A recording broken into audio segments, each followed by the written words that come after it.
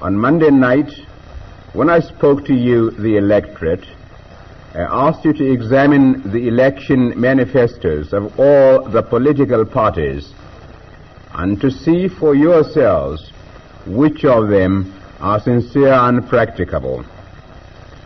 Many of you are of course aware of the provisions of the Nigerian Constitution Orders in Council, which set out the authority and the powers of the federal government and of the regional governments. Now, our Nigerian Constitution provides for a clear division of functions between the federal and the regional governments. Those of you who have studied the constitutional instruments will see that very many of the things which the political parties are promising in their election speeches and manifestos are outside the responsibility of the federal government. There are services or matters which can only be provided by the regional governments. We of the Northern People's Congress hope that all Nigerians who understand the constitutional position in our country will take it upon themselves as a duty to explain these matters clearly to the rest of the people, so that the Nigerian public will not be deceived by those parties who have no regard for truth.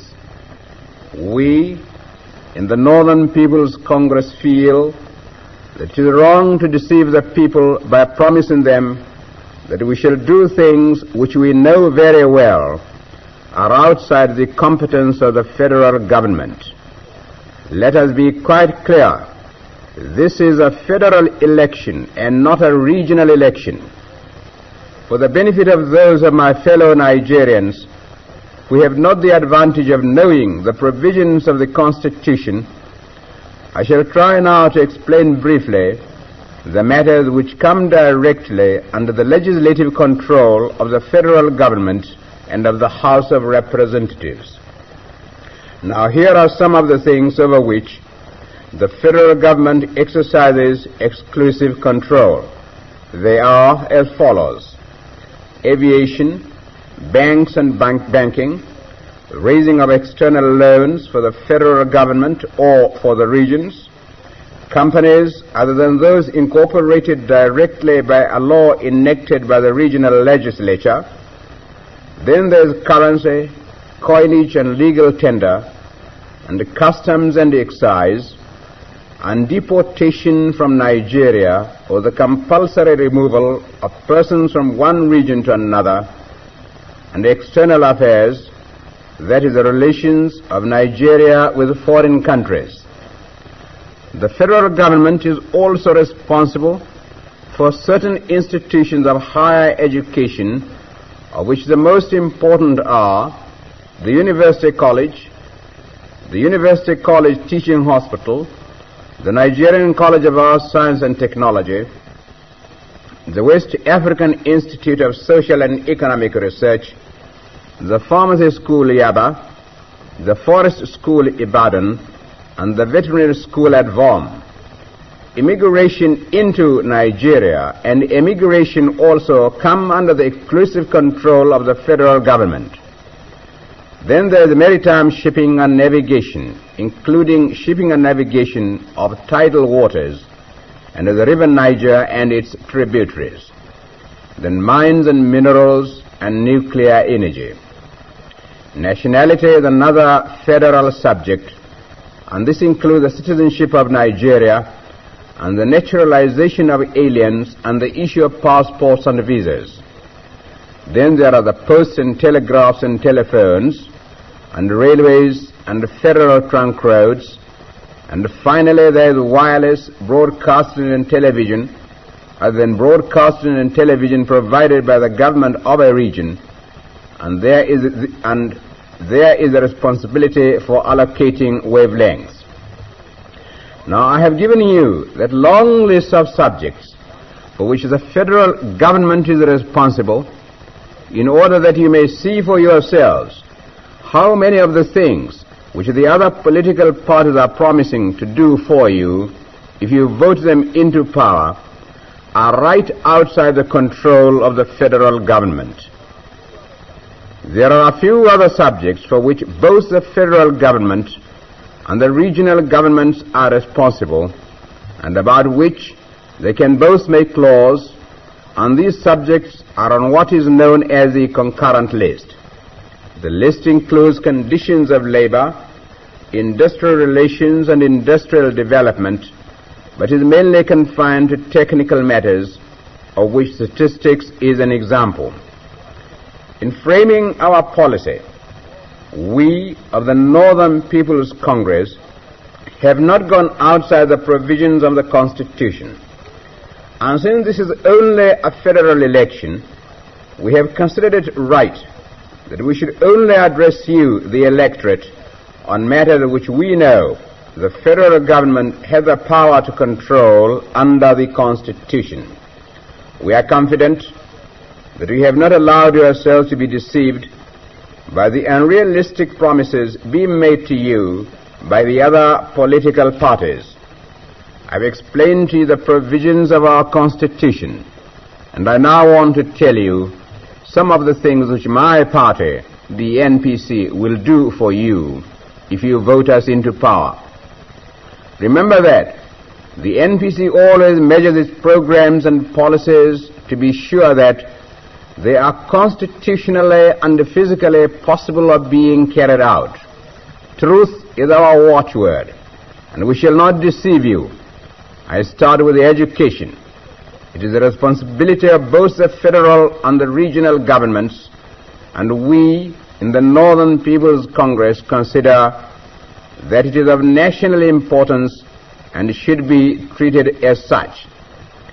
Bearing this in mind, our education policy will be first to recognize education as a matter of national importance.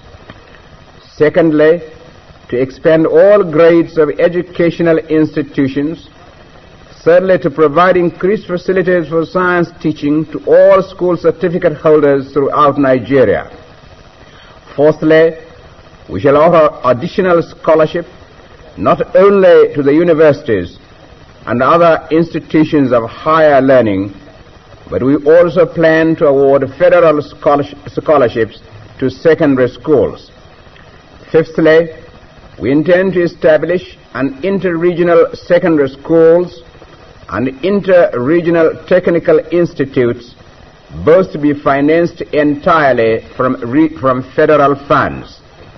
It is our hope that all the regions will cooperate with us in this project, because we feel that the mixing up in schools of students from all regions and from all tribal groups will definitely make a very valuable contribution towards our most important aim, which is the idea of unity in Nigeria, and it will assist in providing a balanced educational output throughout the Federation. This in its turn will make it possible for the Federal Public Service to be fully representative of all sections of the community. We shall establish a teacher training center especially for the training of secondary school teachers. And it is also our intention that with the cooperation of the regions and of the voluntary agencies, we shall see that there is an interchange of staff between the various schools in Nigeria.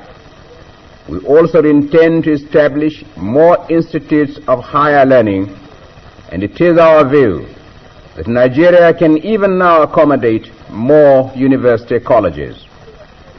In the field of medical and health matters, the aim of the Northern People's Congress is to eradicate completely all epidemic and endemic diseases. We shall concentrate medical research especially on the elimination of leprosy and smallpox and all such other diseases which you know only too well are so dangerous to the health and the well-being of the nation.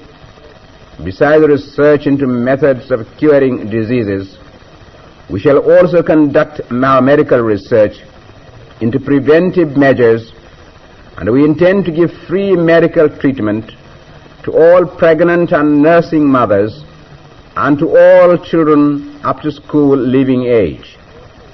We shall also expand and modernize the Lagos General Hospital. Now, these are some of the things that we plan to provide for you, and with a full knowledge of the financial position of the federal government, we are convinced that they are all possible and that we shall be able to provide you with these services without having to impose additional taxation on you.